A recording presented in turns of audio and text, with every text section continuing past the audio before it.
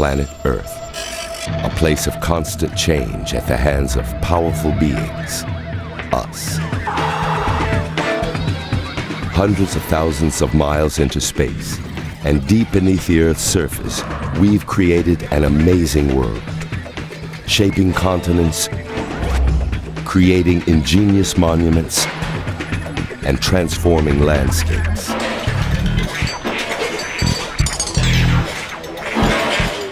But the only way to fully understand the scale of our influence is to witness the world without it. If we suddenly disappeared, what would happen to our highways, cities,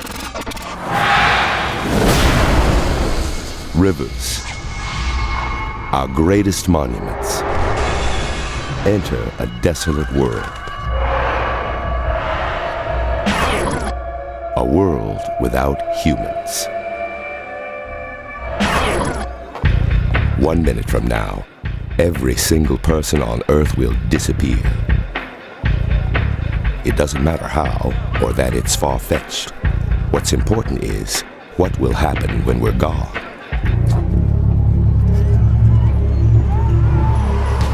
Of the billions of people in the world, half live in cities.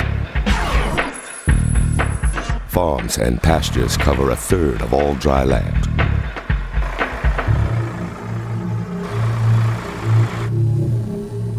We've dammed and diverted half the world's major rivers.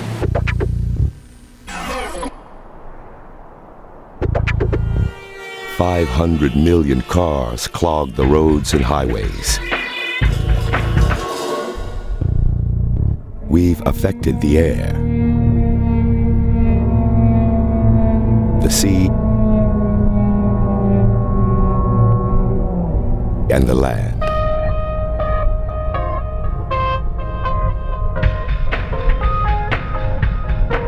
But have we changed the Earth forever?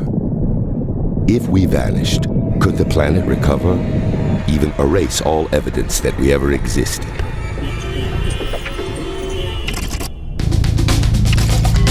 Friday, June 13th. In Berlin, it's 1:30 in the afternoon.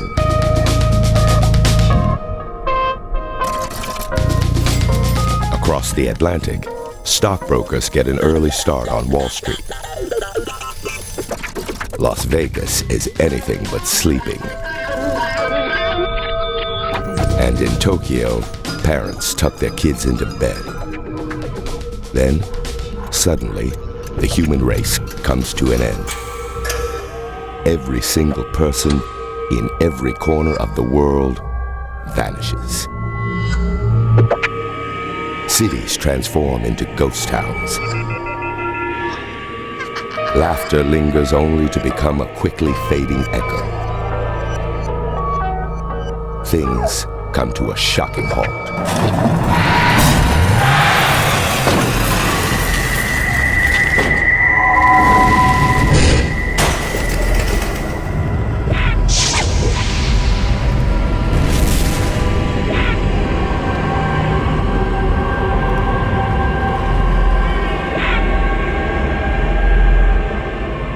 The moment we disappear, the world starts to change.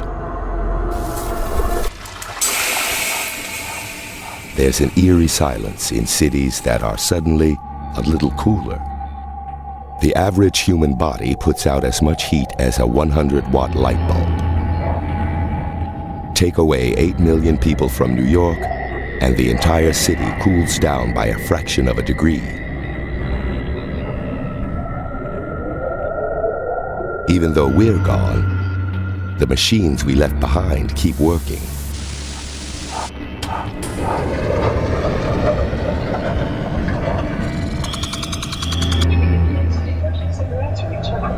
All over the world, hundreds of planes approach airport runways. Most descend at over 100 miles an hour, and today, all with empty cockpits, every landing will end in a fireball.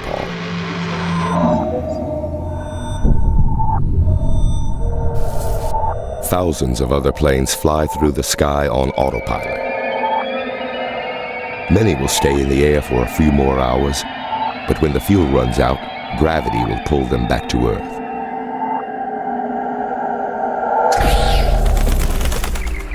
In a world without humans, cities continue to function on thousands of automated systems.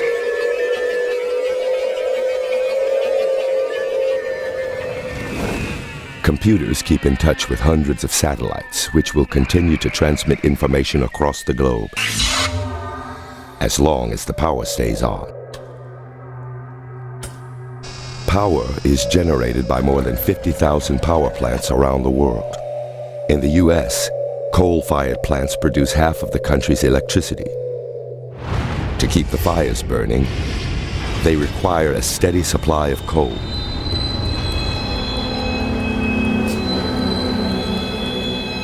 But there will never be another delivery. The coal plants start to fail. The Western grid is knocked out by a rolling blackout. The shimmering lights of Las Vegas will never shine again.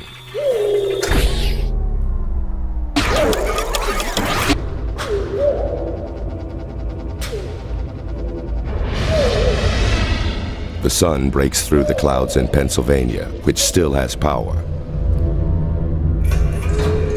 As temperatures rise, automatic air conditioners turn on. The need for electricity surges. This area relies on wind power in addition to coal. Even without us, the wind turbines are still running, so there's enough power to meet the new demand. But at the local power station, there's no one to decide that more power is needed. Computers detect a problem and shut down the entire system. Pennsylvania is now without power.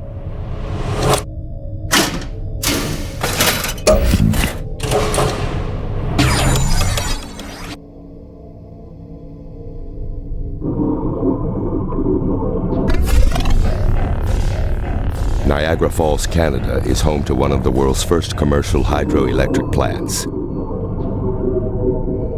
It provides power to more than 2 million homes. A mile upstream, water surges into tunnels that snake under the city. When it reaches the power plants, it drives the turbines and creates electricity. Less than 2 hours ago, people were monitoring this powerful system. But with no one at the controls, the turbines flood and the plant shuts itself down. Seconds later, blackouts sweep through parts of Ontario and New York.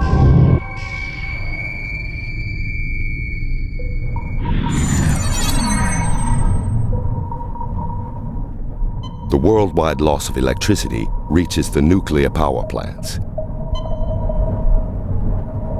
Automated systems detect the electrical grid is failing and they shut off the reactors.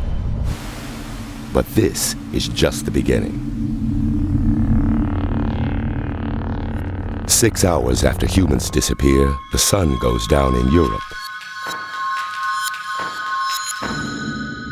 The last power plants go offline.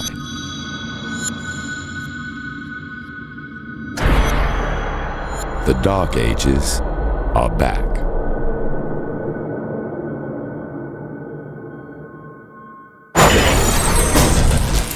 The sun is still shining on North America and thousands of cars are still running. Every gallon of gas they burn sends 19 pounds of carbon dioxide into the air. This greenhouse gas can pollute the sky for the next 100 years. Without us, another source of man-made global warming is also disappearing. Planes send out water vapor in their exhaust, and the cold air transforms the vapor into clouds. But as the last planes fall from the sky, these man-made clouds disappear with them.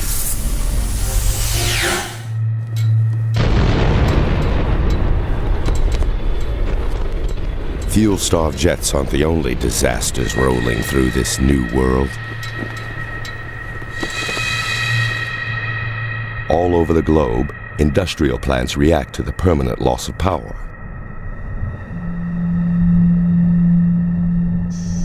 Some gases need electricity to keep them cold enough to be stored in liquid form. If they don't have power, the cooling units stop working. Eventually, the liquids come to a boil and create dangerously high pressures.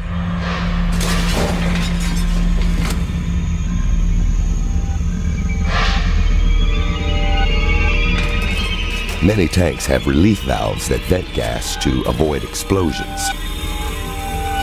But hundreds of thousands of tanks all venting at the same time is unimaginable. The gases spread wherever the wind blows, and some are heavier than air, a danger to any creature that roots around in the soil. The same chemicals that made the modern world possible are now set loose to destroy it. Emergency backup systems are sustaining the world's nuclear power plants. Automatic diesel generators have kicked in to prevent a catastrophic meltdown.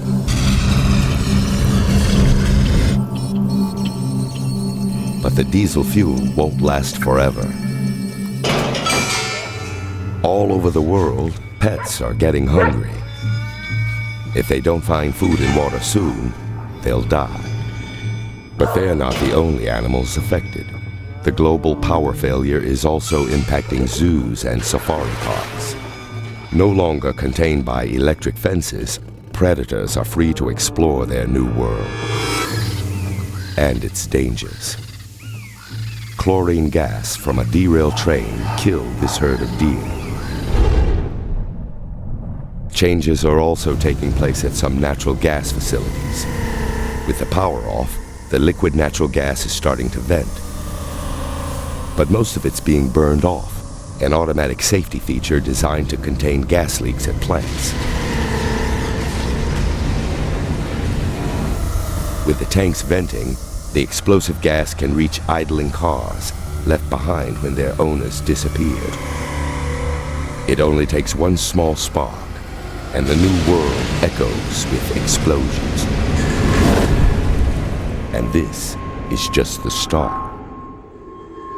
Fires like this will burn for days as hundreds of chemical plants around the world send dangerous toxins into the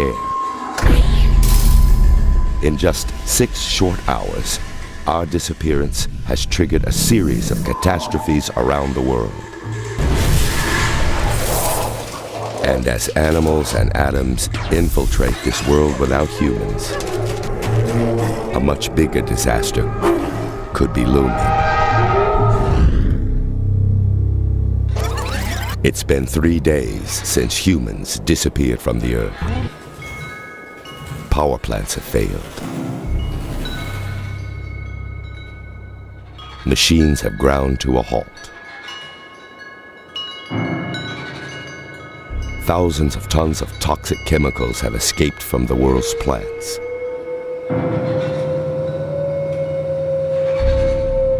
In London, England, Big Ben is due for its winding. But without the help of a human hand, it rings for the last time. Human time and human history have stopped. But life on Earth continues. Houses and apartments are still inhabited by increasingly hungry pets.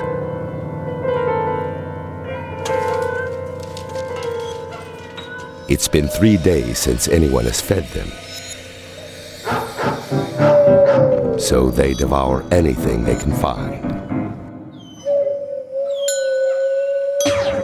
In the US, tens of millions of dogs were trapped when their owners vanished.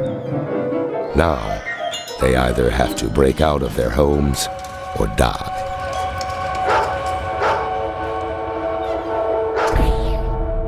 With the failure of power plants around the globe, pets inherit a dark world. At nuclear power plants, emergency diesel generators started working as soon as the electricity failed.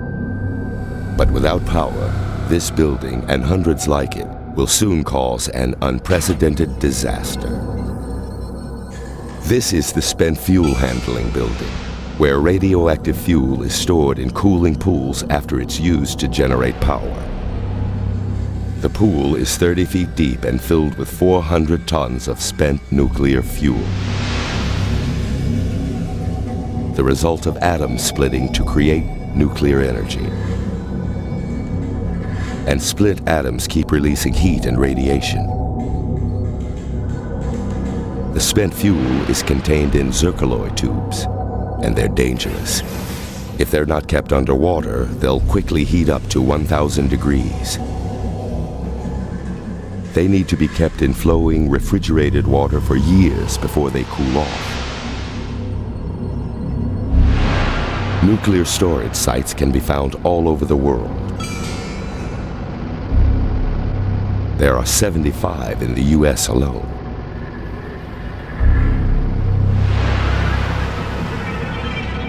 The spent fuel is safe as long as the generators stay on and keep the water cool. But if someone doesn't refill them, they'll grind to a stop. And this time, no one's coming. Pets are now learning to live off the land. For some, life was once rich with food and water. But now, scrounging through garbage is what provides meals.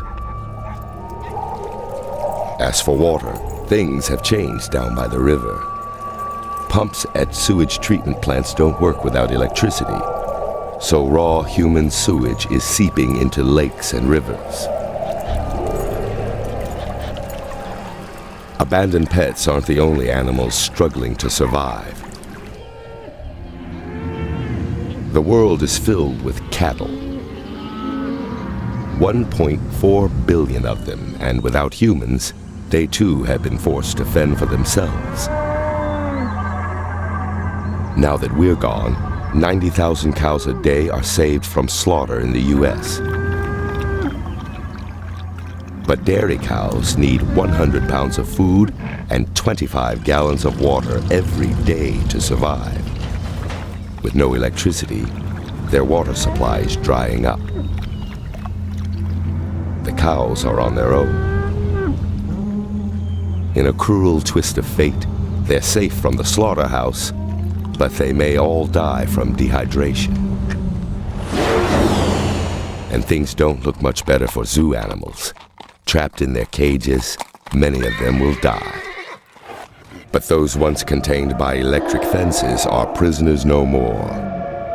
They finally break free.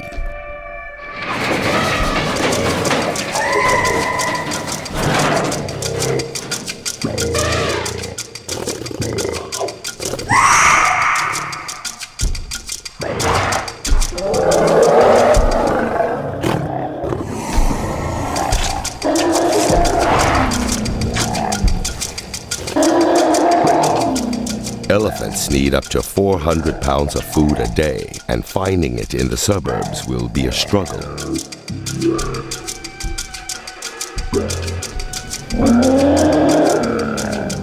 These enormous herbivores will give a serious pruning to each neighborhood they visit.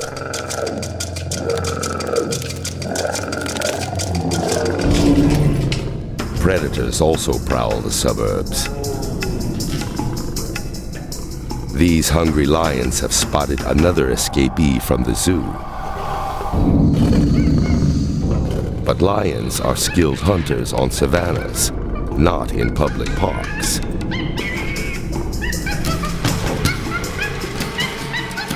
And climbing plastic is one challenge they can't win.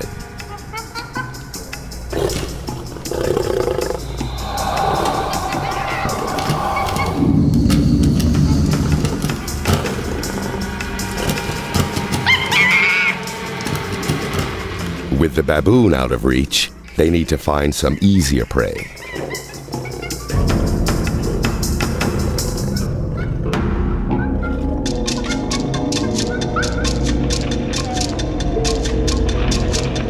Camels, on the other hand, are having no problem finding food. They eat almost any vegetation. Grass, leaves, even thorns that other animals avoid are on the menu.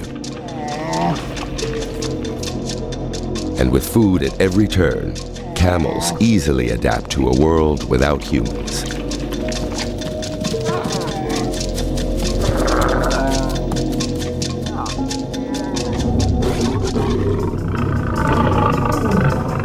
The lions have moved from the park to the porch as they continue their search for food. On both sides of the glass, an unexpected and unusual sight.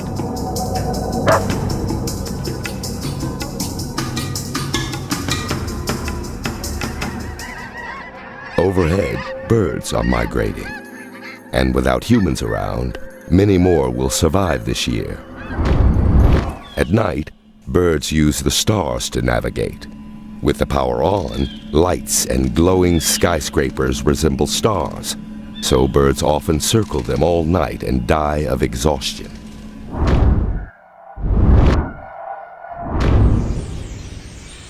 But in a world without humans, there is no power, so migrating birds fly more safely through major cities. Millions will reach their destinations. Their population will boom.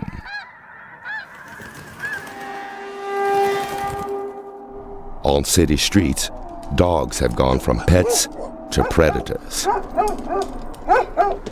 Within a week of losing their human masters, they're forming packs and fighting for dominance, which hasn't happened since 2005, when Hurricane Katrina forced humans to evacuate New Orleans and leave many dogs behind. The dogs started hunting in packs and threatening humans. But not all dogs are equal. With more than 400 different breeds, some varieties, like this poodle, don't have the size or strength to compete.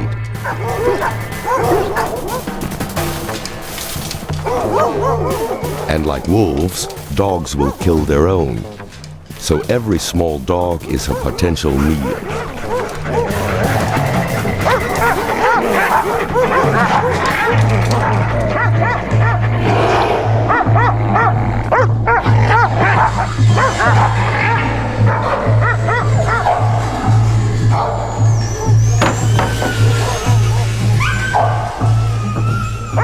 In the next few weeks, most smaller dogs will be killed.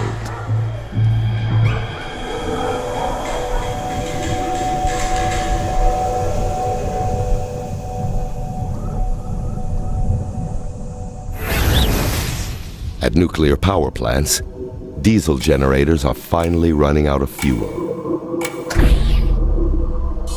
The power goes off for good inside the spent fuel buildings. The cool water stops flowing. The temperature starts to rise. In just a few days, the water will boil and evaporate. And without people to stop it, a nuclear disaster greater than the world has ever seen is now inevitable. A massive dose of radiation, 500 times greater than what was unleashed on Hiroshima, will be released.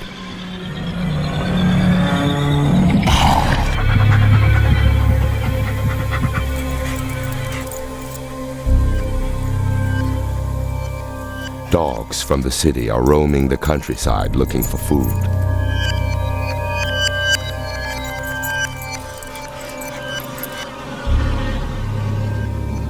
And they're hungry enough to try just about anything, even corpses. The fields are littered with dead dairy cows.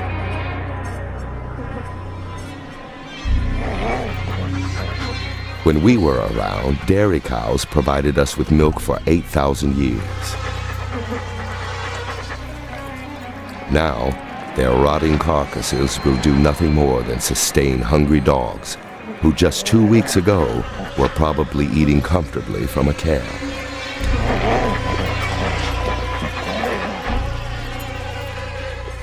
Not all cows are dead. In the wide open spaces of western North America, free-range cattle are thriving. But the same can't be said for the domesticated animals trapped in pens. 1.5 billion chickens have died in the U.S., leaving only free-range poultry to roam among a world full of predators. Death is in the air. A time bomb ticks. This world without humans is about to suffer devastating blows. 10 days after humans disappear from the Earth, the power is off. Cities are quiet.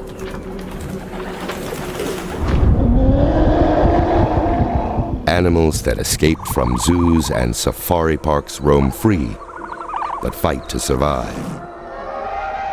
Predators are a problem, but we left behind other deadly forces.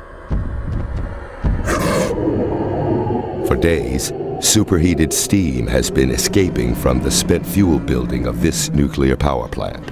With no emergency power, there's nothing to keep the fuel from heating up. The fuel burns through casings and sets fire to everything in the room.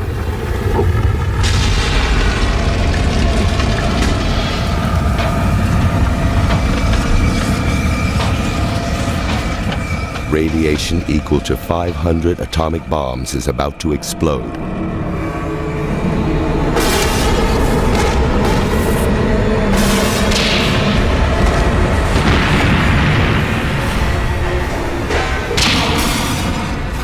This is a nuclear disaster, and there's no one to stop it. A deadly mix of radioactive particles spews from the plant. Some of them, like strontium-90, will be dangerous for 300 years. Plutonium will be radioactive for 240,000 years. Pine trees near the nuclear power plant are first to die. Radioactive particles cling to their bark and resin.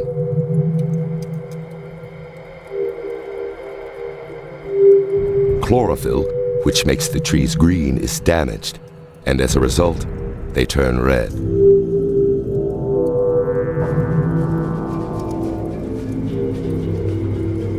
The last time a forest died like this was during the Chernobyl disaster in 1986. Radiation contaminated an area of 50,000 square miles, the size of Alabama. In a world without humans, this scene is repeated again and again. Nuclear power poisons the Earth we left behind. There are 6 nuclear power plants in Illinois. Radioactive smoke fills the streets of Chicago, the site of the world's first self-sustaining nuclear reaction. Fires break out at many of the 30 nuclear plants located in the eastern U.S. Each one is almost 20 times more radioactive than the Chernobyl disaster. Many of Europe's 173 reactors also ignite. Their spent fuel burns.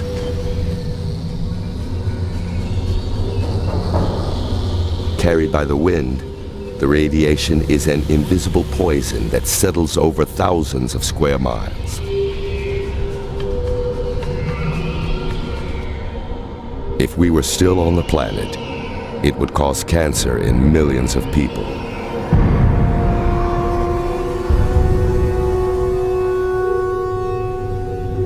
Giant plumes of radioactive smoke and particles spread across the northern hemisphere.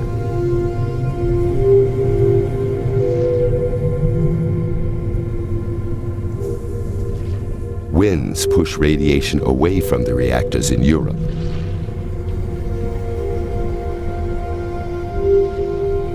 If conditions are right, it could reach as far as North Africa.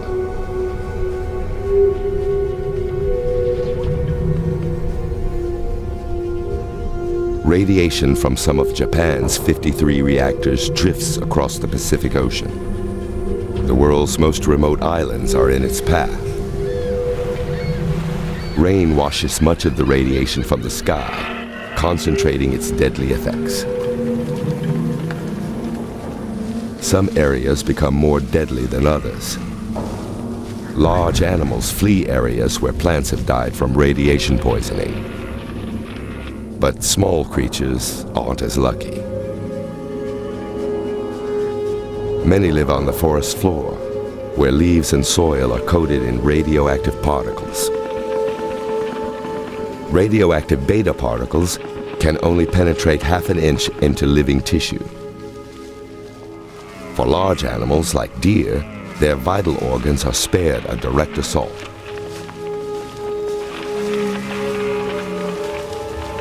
But it's different for small animals. Their organs aren't so insulated. Radiation cripples them. In the worst hit areas, over half of the rodents and insects die. For animals in the cities and suburbs, they have access to food that's much less radioactive.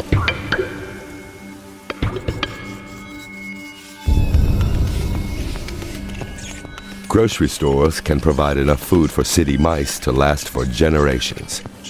They also make a perfect breeding ground.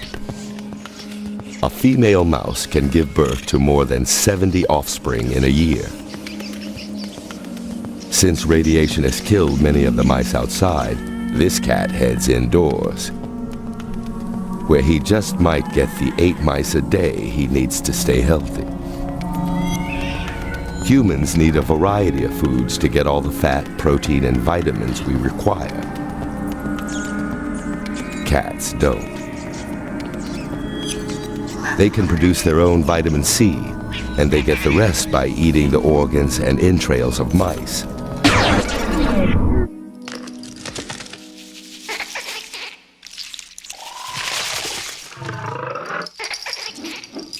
All over the planet, animals are invading the human world to find food. And what we left behind will keep them alive, even as clouds of radiation spread.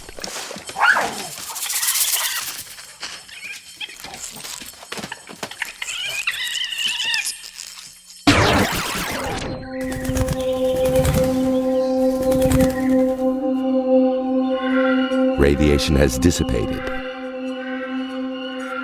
Cities are quiet and the atmosphere is improving.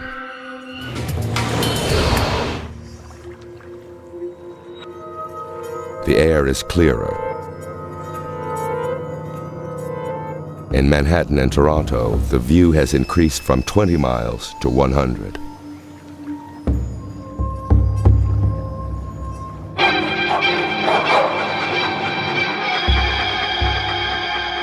City dogs still roam the countryside looking for food. Most of these former pets are far from skilled hunters. But if they're hungry enough, they'll try to attack anything once.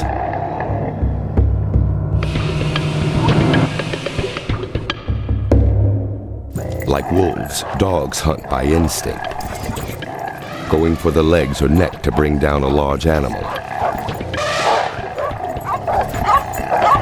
But instinct is no match for a beast weighing thousands of pounds.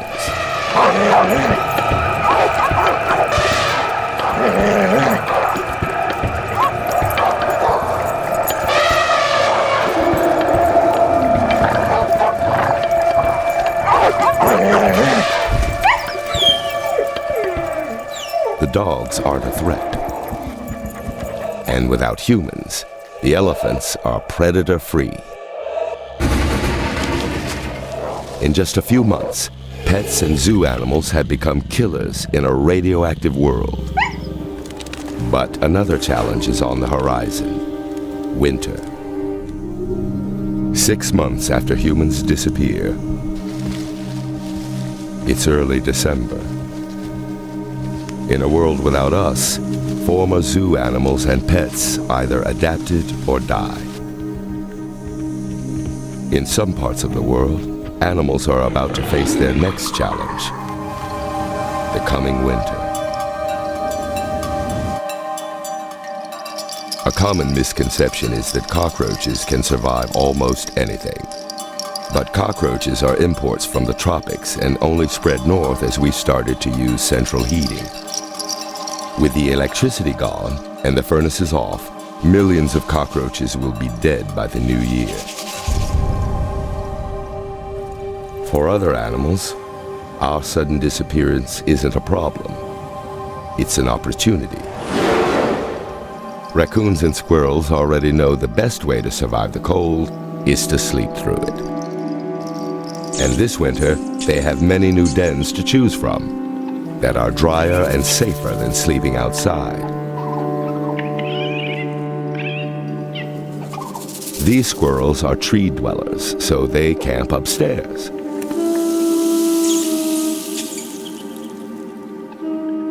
Skunks, on the other hand, prefer the ground. Hibernating animals don't need heat, even when their body temperatures drop to almost a freezing point. It's a survival strategy their ancestors evolved long ago.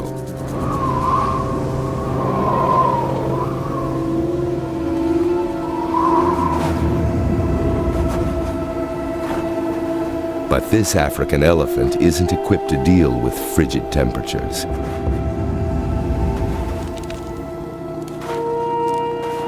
His body evolved to get rid of heat, not keep it. In Africa, his thin ears would have helped him keep cool, but now they're just getting frostbitten.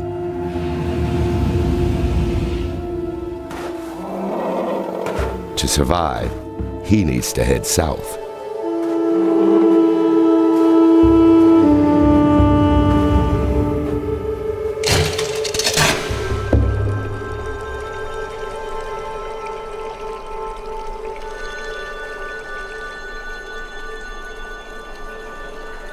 After winter comes a spring like never before.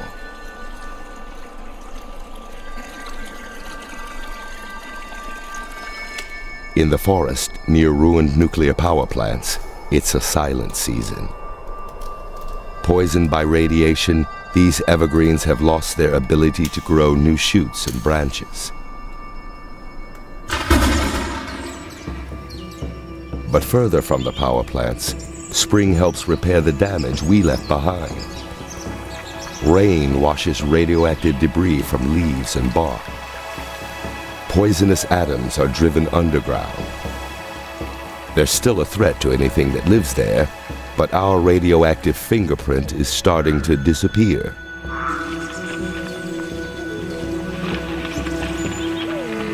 And that's not the only threat to animals that has vanished. Without humans, there is no one to hunt. And a population explosion of animals takes over the empty spaces. This new world is filled with new opportunities.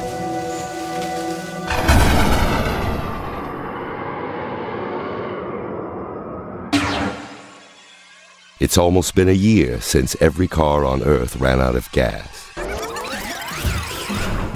In their last year on the road, cars pumped 7 billion tons of carbon dioxide into the air, more than 1 ton for every person on Earth. This greenhouse gas accounted for half of the impact humans had on global warming. But now, the carbon dioxide will be cleaned up faster than ever before. In spring, new plants and leaves need carbon to grow. They draw it out of the air, naturally cleansing a polluted planet. New trees soak up more carbon than old ones. This spring, nature has many new places to grow.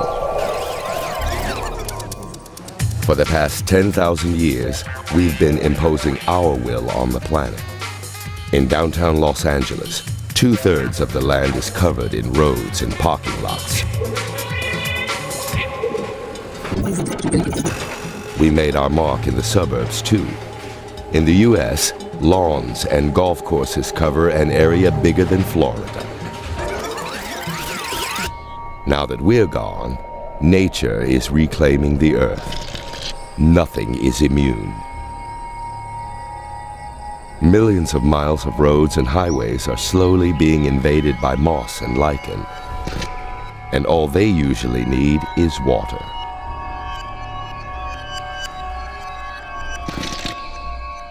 Cracked roads are filled in with moss and grass.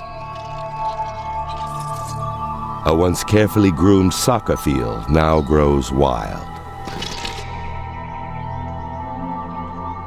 Fast-growing trees take root where children once played. All these new plants allow nature to soak up greenhouse gases like carbon dioxide faster than when humans were here.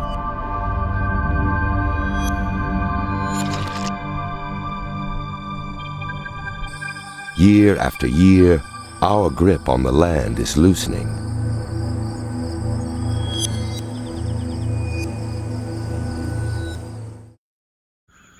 It's been 30 years since humans disappeared. At night, the only light comes from the moon and the stars. Once, Earth was so well lit, it was easily seen from space. But 30 years after the lights went out, Earth's inhabitants watch a new kind of light show. Hundreds of strange shooting stars fly through the sky. A few even make it to the ground.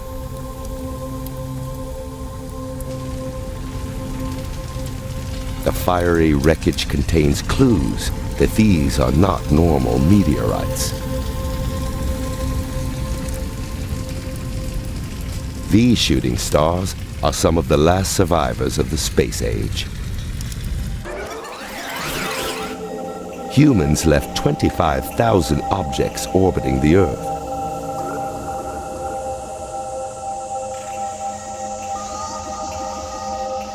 Most of it was junk, clamps, pieces of rockets, remnants left from our 50 years of working in space. And without us, there's nothing to keep it from falling back where it came from. When solar storms erupt on the surface of the sun, radiation expands the Earth's atmosphere and slows orbiting satellites and space junk. Gravity does the rest. Satellites in higher orbits have been slowly spiraling closer to the Earth for the last 30 years. Now, with dead batteries, they plummet to the ground.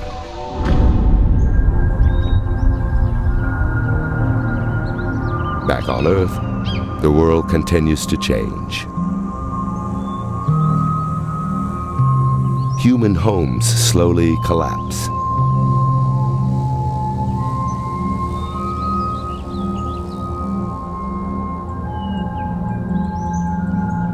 Plants and animals help speed up the process.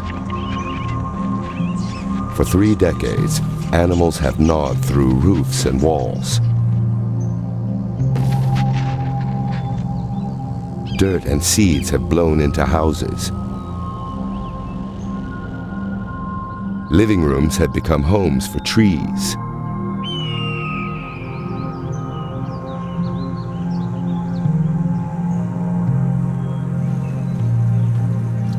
Rain falls into dining rooms and kitchens.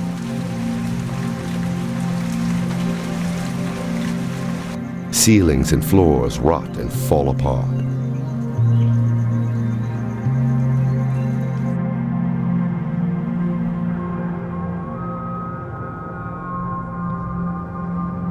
Schools once taught about human triumphs over nature.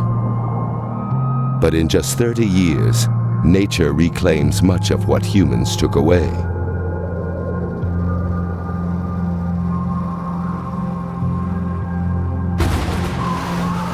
Changes are especially obvious along the world's coastlines, where we built many of our cities and homes. Now, Hurricanes wash them away as if they never existed. From Miami to Halifax, mansions and cottages are destroyed. Man-made global warming still affects the world's oceans, even 30 years after people stop polluting them. While houses collapse on land, remnants of the human world create new homes for marine life. At least 50,000 ships are strewn along seashores or rusting on the sea bottom. These shipwrecks are a magnet for sharks and fish, and they provide thousands of places for fish to live and breed. Above the waves, nature's advance continues.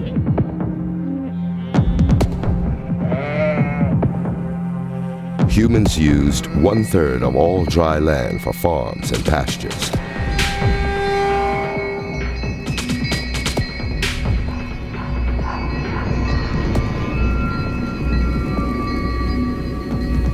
But now, fields originally planted with single crops have been invaded by a variety of fast-growing weeds and wildflowers. Every year, forests expand their territory, growing closer to meadows of bushes and shrubs. It took us 10,000 years to force our will on the planet, carve our mark on every continent. Now, nature is invading civilization's citadel, the concrete jungle. Welcome to a world 30 years after humans disappear. There is no power. The screech of cars and jets will never be heard again. But cities are still filled with life. Wild dogs hunt in packs, roaming the roads and sidewalks we once roamed. Plants and trees are taking over. New York's Central Park is actually getting bigger.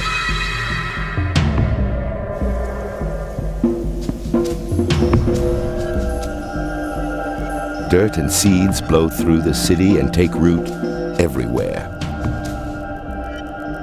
Manhattan turns from gray to green.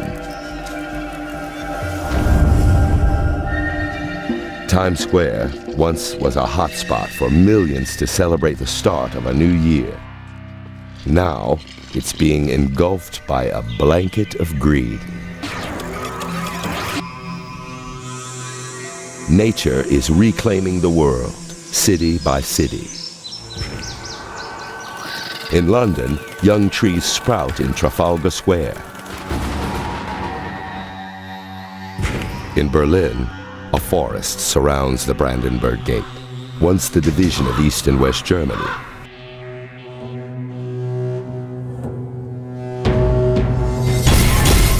"30 years after we disappear, glass tumbles onto deserted streets.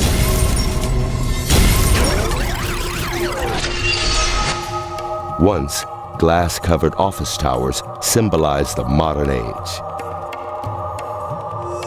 There was more glass in one skyscraper than all of the glass made during the Roman Empire. But most skyscrapers were built using caulk and metal clips to keep the windows in place. After 30 years, the clips are rusting. The caulking cracks. Water gets into the cracks and the frames get weak. The era of the gleaming skyscraper is ending. High above them, hawks and other raptors are on patrol, keeping an eye out for scampering prey.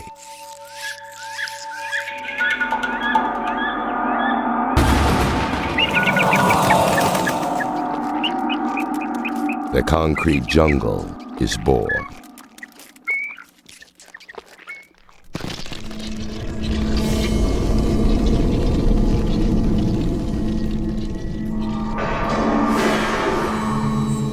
Relics of human existence slowly disintegrate. After years of neglect, paint peels away. Raw metal is exposed to the elements. Rust spreads. The steady advance of nature also damages concrete. This was once a train station crowded with commuters. Now its concrete roof is falling apart. Concrete is strong but extremely porous. Rain washes away the limestone used to make it. Stalactites grow a centimeter every year and then break off, slowly weakening the concrete. This roof will collapse in less than 20 years. Humans may be gone, but we're still contributing to this destruction. We burn fossil fuels and pump tons of carbon dioxide into the air for more than 100 years. Now, the planet is slowly getting rid of our pollution. As carbon dioxide returns to Earth, it mixes with rainwater and produces carbonic acid, which eats away at the world's concrete. Much of our modern world rose from concrete.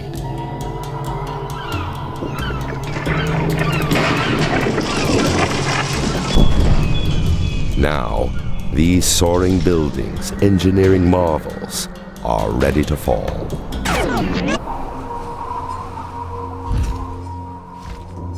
Cities all over the world face the same fate: a slow disintegration. Without windows, high-rise offices are now occupied by birds and animals.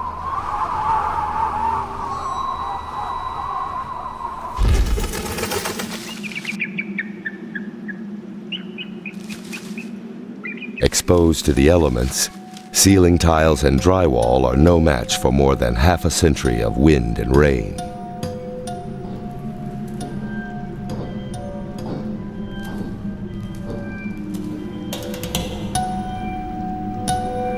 Rust is everywhere.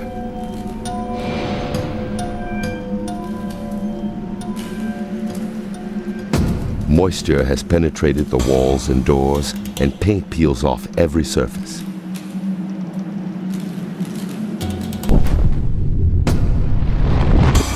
But the damage goes deeper than that.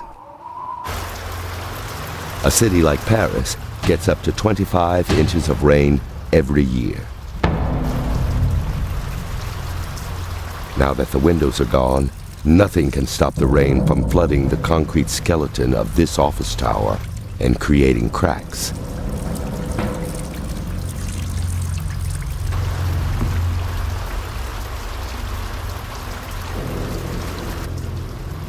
The cracks are caused when carbon dioxide penetrates the maze of microscopic pores in concrete. Then, it winds in until it reaches the rebar, metal that gives reinforced concrete its strength. Rebar is usually hidden from the outside world, but now the carbon dioxide is causing the bars to rust.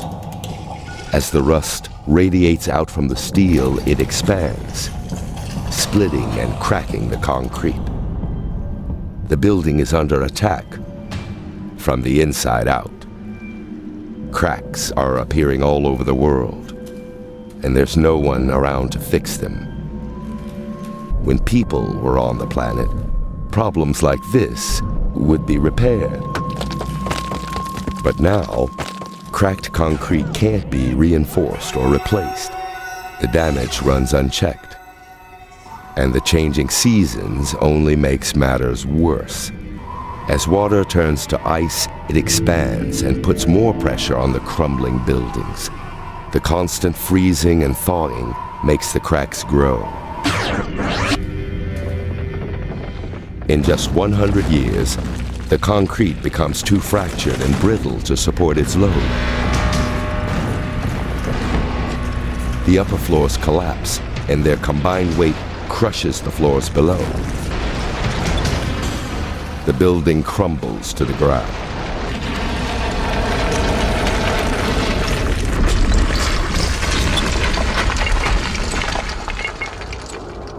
our cities are disintegrating. The planet is absorbing what we left behind.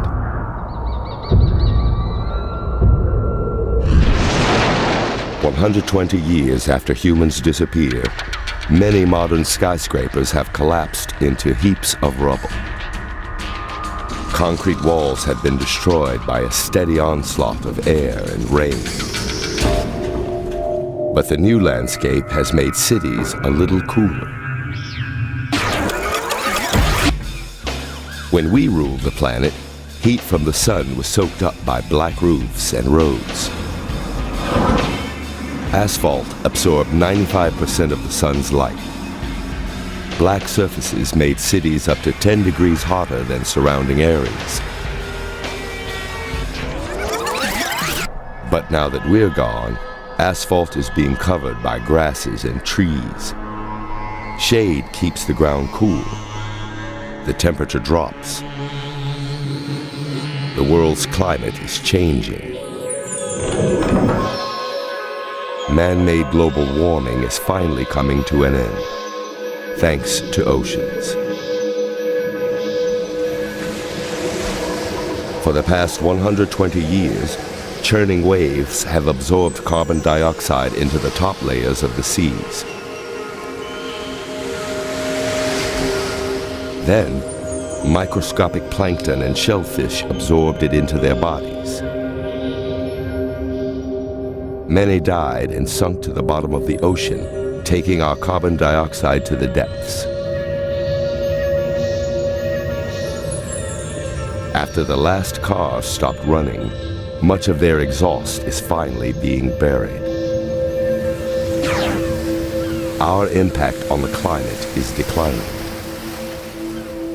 The changes are being felt all around this new world. In Berlin, young trees attract new life. The saplings growing out of the concrete provide food for animals.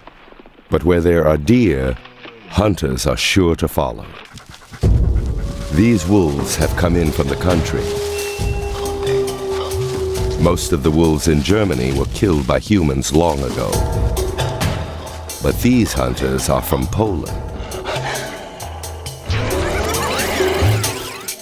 And wolves aren't the only predators around. When we disappeared, millions of domesticated dogs had to fight or die. At first, the dogs had an enormous edge in numbers, but they were facing a battle they couldn't win. Many of the newly liberated pets were neutered. Unable to reproduce, they lost their advantage and slowly died out.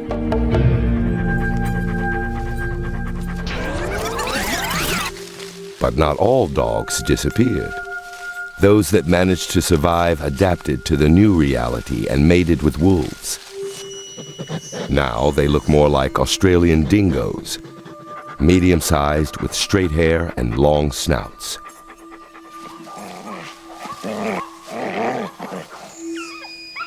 Genetically almost identical, dogs and wolves were kept apart by humans.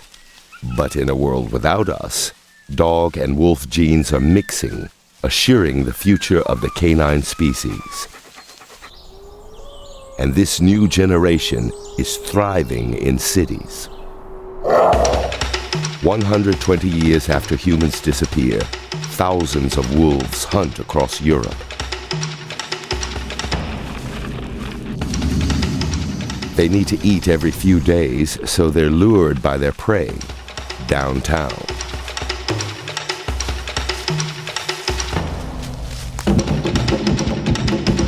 The urban jungle becomes a new killing ground.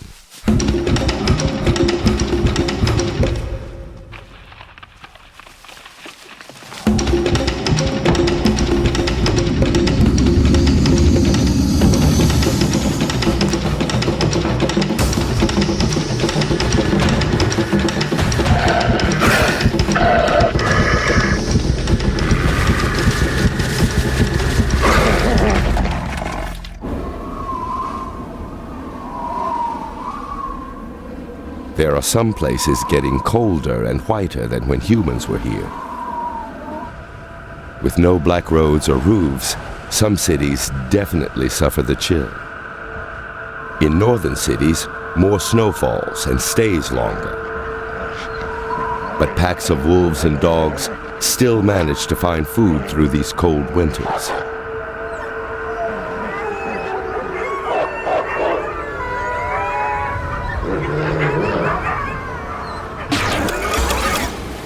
South of the freezing temperatures are rivers diverted by humans for power and commerce. This is the Thames River in London, England. Humans tried to tame it for more than 1,000 years. Once, the Thames was a gateway for thousands of ships, but its high tides and storm surges often threatened to flood the city. So, one of the largest systems of floodgates was built to hold the waters back.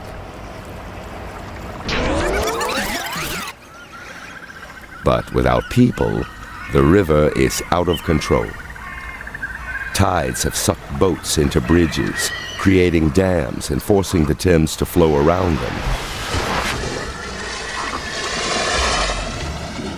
The banks are flooded. London returns to the marsh that the Romans found here 2,000 years ago.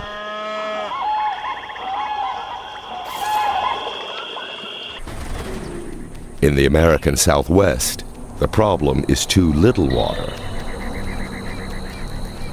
This is Imperial Valley in Southern California. Once, it provided half of America's winter fruit and vegetables. With 350 days of sunshine, some crops had 4 harvests a year. But only 3 inches of rain falls annually. The dry air helps preserve buildings, but it's deadly for crops. People intervene to make this desert bloom.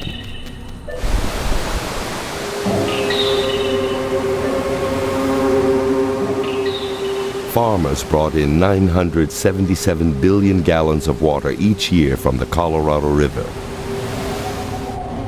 Enough to cover every surrounding field in 6 feet of water. But when we disappeared, the irrigation stopped. What was once California's farming miracle is now a barren desert. Another man-made oasis can be found 300 miles northeast. Las Vegas.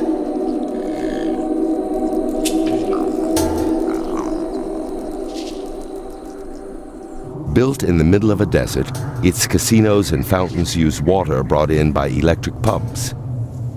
When the power went off, the taps went dry. Now, with just a few inches of rain a year, the desert is reclaiming the city.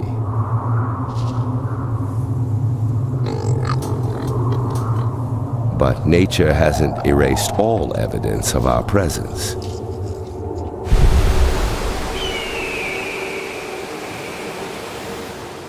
This is the Colorado River.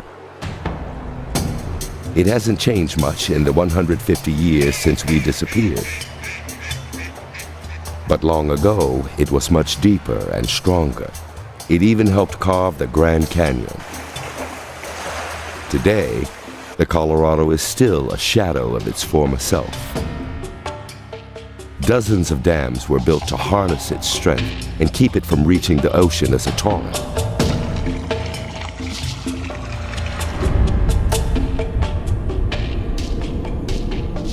Humans also built reservoirs to contain its massive power.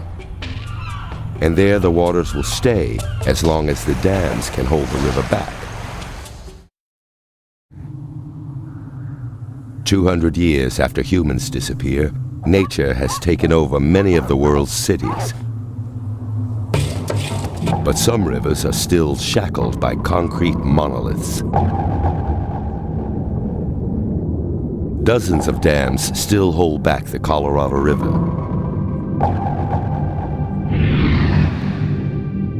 The largest of all is the Hoover Dam, just 25 miles from Las Vegas.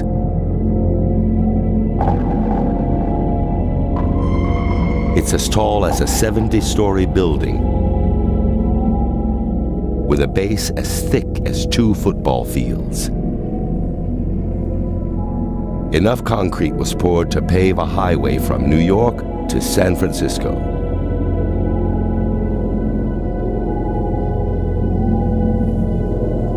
By blocking the Colorado River, the dam created the reservoir of Lake Mead. There's enough water here to bury the state of New York under a foot of water. This is the water that once fed the fountains and swimming pools of Las Vegas. The Hoover Dam is mostly made of solid concrete. But even this mammoth monument is vulnerable. The reason lies up the Colorado River near the border of Arizona and Utah.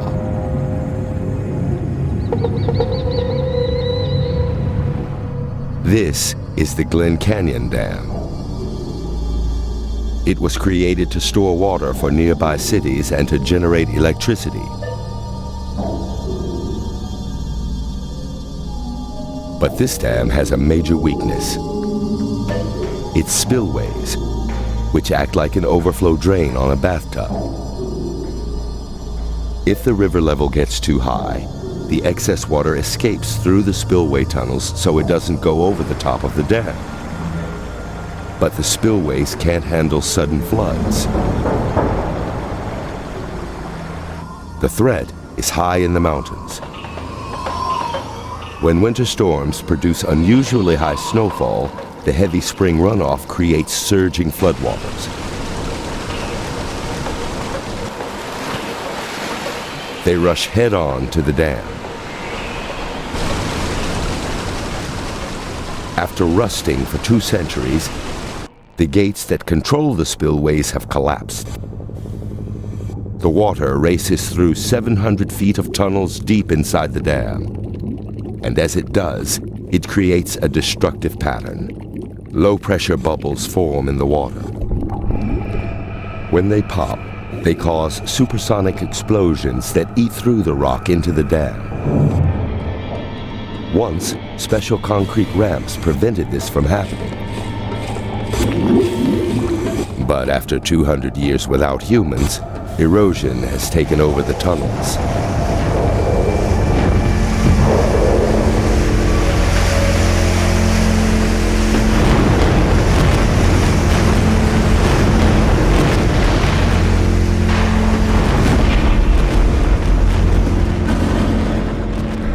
$600 billion cubic feet of water bursts through the dam and gushes downstream.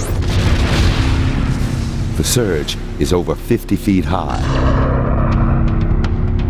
It sweeps through the Grand Canyon toward the Hoover Dam, which was built to hold back 45,000 pounds of water per square foot. This is its greatest test yet.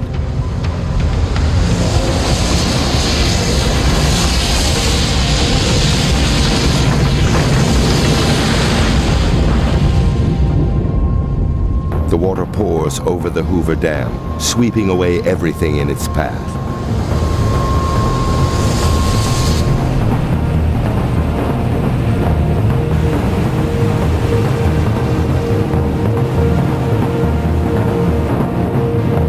The Colorado River rages southward at 25 miles an hour, swamping dozens of dams on its way.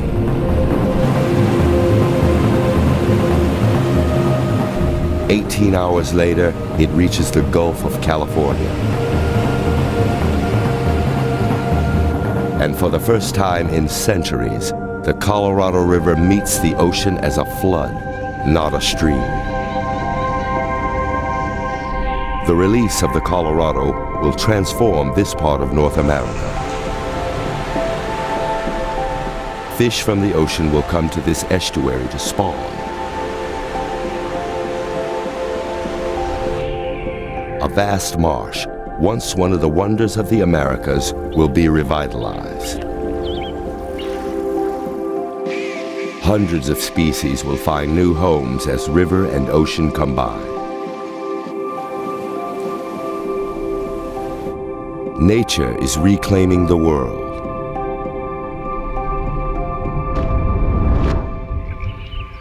In France, parts of Paris are a marsh again.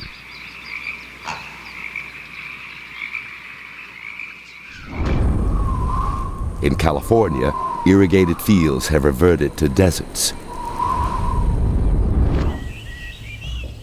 And Manhattan is a forest.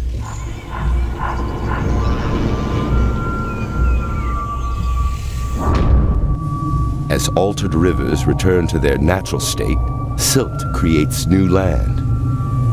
Coastlines change. South of New Orleans, over 200 square miles of swampland reemerges, lost when humans dammed up the Mississippi.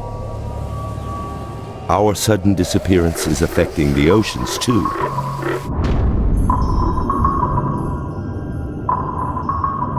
Once, we took 518 million pounds of fish from the sea every day. Now, with no trawlers to catch them, fish live longer and grow bigger. Cod have tripled in size, growing from just a foot or two up to 6 feet. Much larger creatures are also recovering in our absence. Whales are thriving after 200 years without people. And they've had a lot to recover from. Before the petroleum industry, whales were a major source of oil for machines and lamps. Most whale hunting declined when humans started extracting oil from the ground.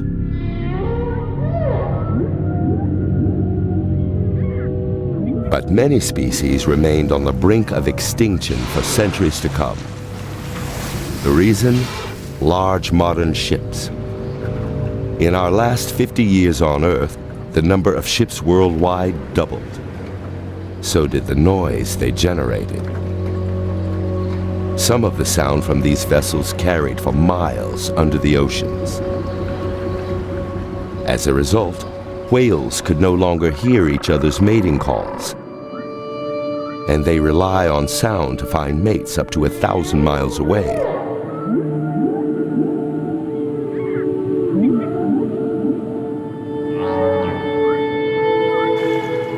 With humans gone, whales' mating songs are being heard from Canada to the Caribbean.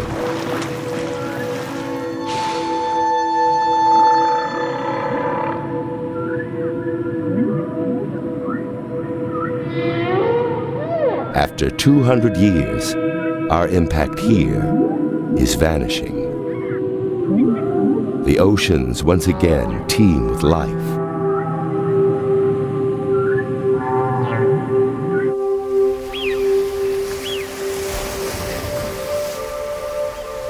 But on land, there are still relics of humanity that remain.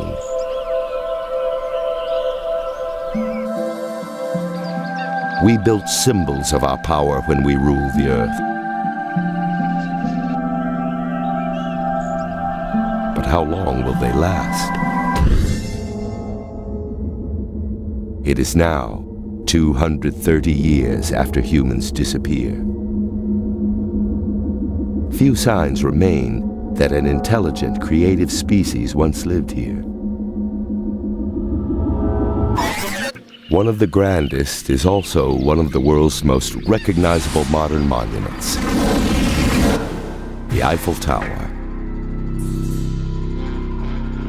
Over 1,000 feet tall, it was constructed in 1889 for a world exhibition and was meant to be torn down 20 years later.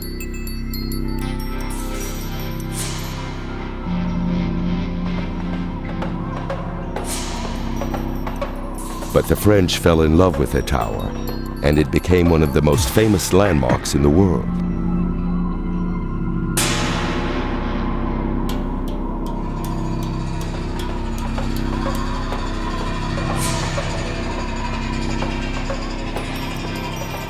This 19th century marvel of construction was designed by bridge builders, and it's been standing now for centuries, outlasting even modern skyscrapers.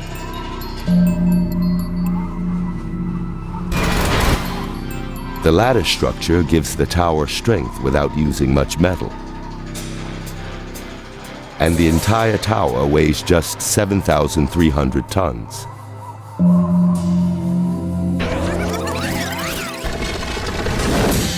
When people were still around, the Eiffel Tower was covered in 60 tons of paint to protect it from the elements. But 230 years of weather has taken its toll. Rain has flaked away the paint. Rust eats away at the tower's iron. With every rainstorm, the entire structure erodes and becomes more brittle.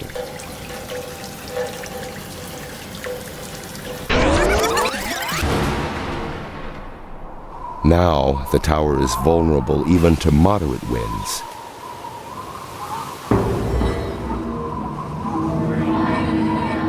Normally, its support beams can withstand these winds, but now they're too weak.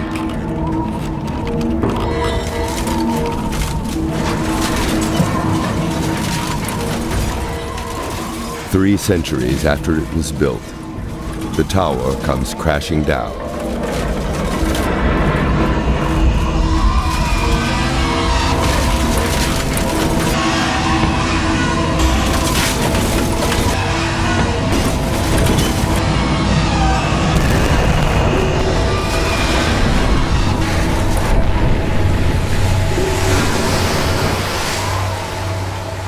Paris's landscape changes forever.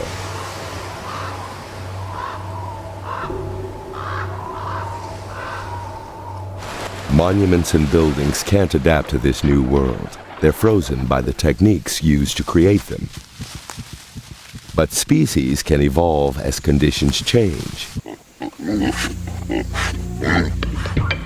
Here, in the forests of Paris, animals that we left behind have adapted.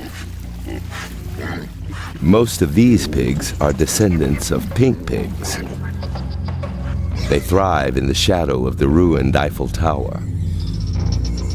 These feral pigs bred with surviving domesticated ones to create a hardy, tough animal with dark fur. They are survivors in the new world without us.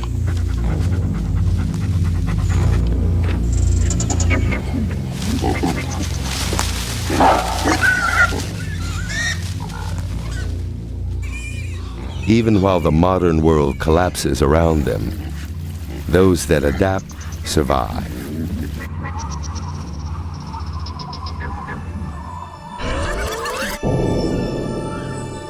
Another symbol of human ingenuity stands on the other side of the Atlantic.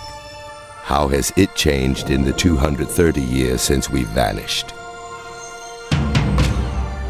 The Statue of Liberty was built in 1886 of massive copper plates. She's 3 years older than the Eiffel Tower.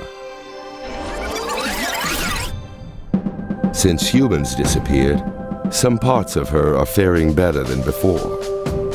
Acid rain used to eat away at her skin, stripping her of 1 pound of copper every year.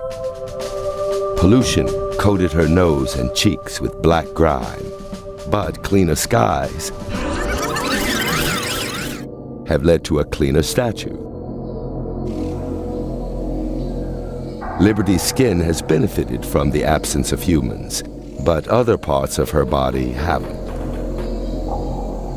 Over the centuries, a forest has grown up around her, and it's littered with copper plates.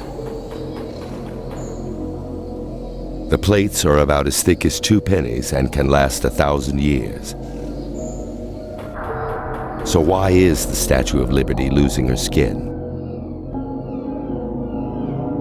After 230 years, the statue's arm has finally collapsed.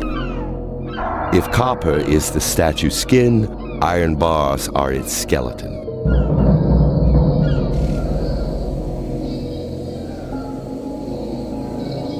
And like the Eiffel Tower, these iron bars have rusted through. The shoulder bars became too weak to hold up the arm and its torch. Now, this symbol of freedom is only visible to wildlife.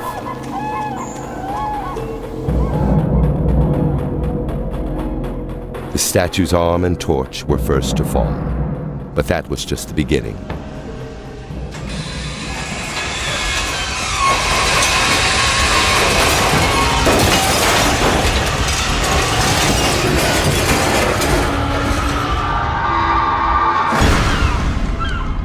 More than 200 years have taken their toll on some of our most iconic monuments.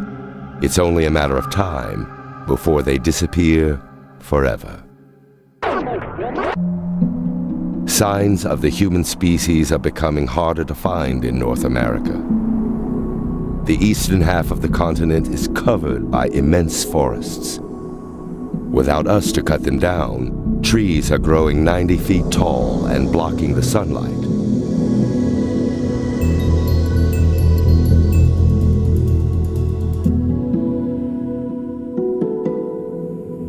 But the trees do more than tower above old suburbs and roads. They bury them.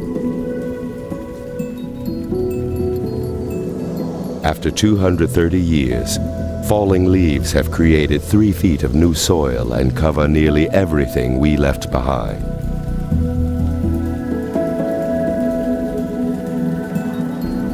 Occasionally, rain-swollen streams reveal the remains of human existence. This is all that's left of a home, centuries after the wooden beams and floors rotted away. Plastic from modern houses also litters the ground. This cell phone is still intact, more than 200 years after the last phone call. It may survive for centuries.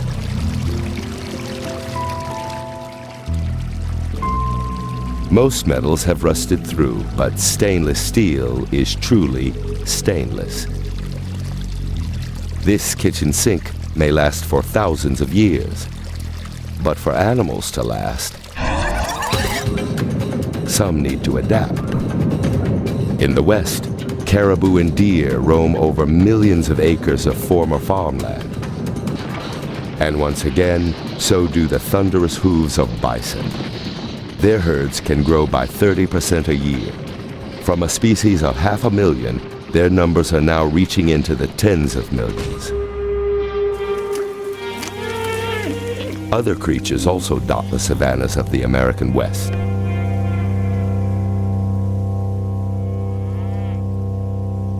These furry beasts are the descendants of millions of beef cattle. Their ancestors mated with Highland cows, a breed insulated with fur, not fat.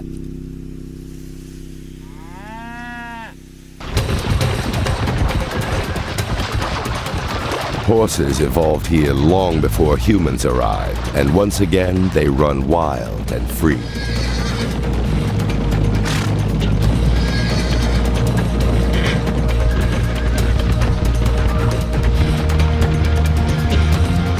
In just 230 years, North America has buried human homes and lost some of its most prized monuments. And time doesn't stop. 1,000 years after every human disappeared from Earth,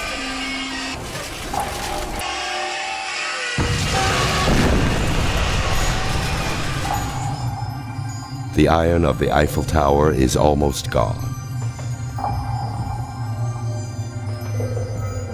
It has slowly eroded and become part of the Seine.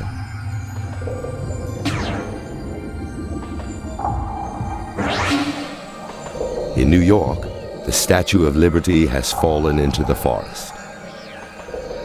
Her iron skeleton finally gave way, and her body collapsed. but her pedestal still towers above the trees around it. Made of solid concrete and granite, it will last thousands of years. But time can wipe away all evidence of humanity, especially as the world turns colder.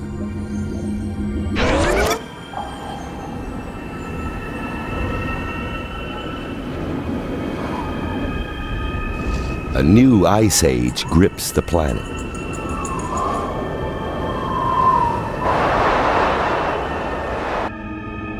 Gradual changes in the Earth's orbit take it further from the sun. Snow will stay on the ground in northern cities for 2 summers in a row. Then, a chain reaction causes ice to cover most of the northern hemisphere. It will stay here for the next 100,000 years. Once again, glaciers travel south and eventually reach Manhattan. They'll grind down what's left of the Statue of Liberty and any other sign of human civilization left in the north.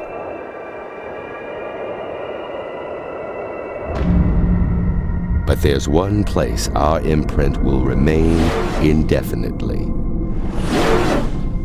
the moon.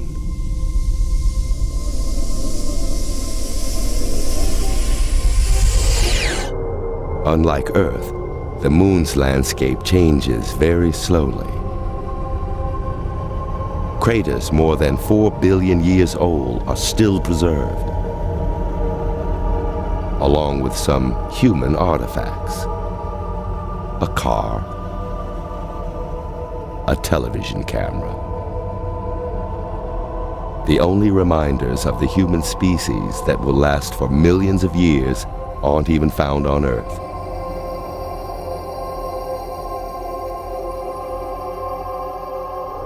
Planet Earth is 4.5 billion years old. In that context, human civilization is just the blink of an eye. It took us 10,000 years to cut down half of the world's forests.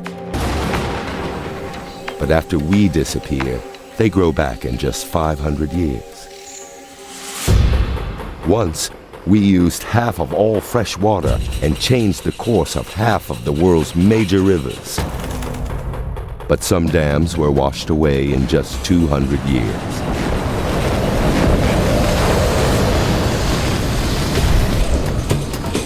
We pumped 13.5 billion tons of carbon dioxide into the air each year.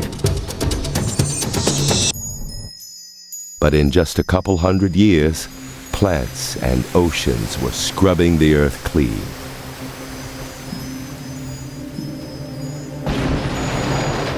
It took just over a century for our major cities to start crumbling, for forests and swamps to cover what used to be concrete and asphalt. The planet was even able to handle the nuclear legacy we left behind.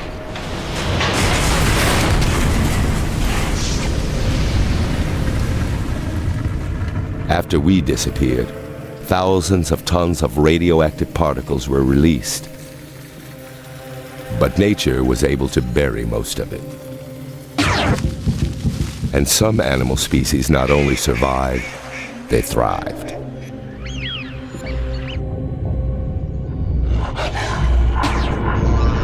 Earth is resilient.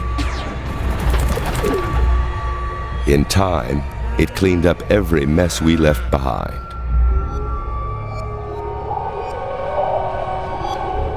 All we had to do was get out of the way.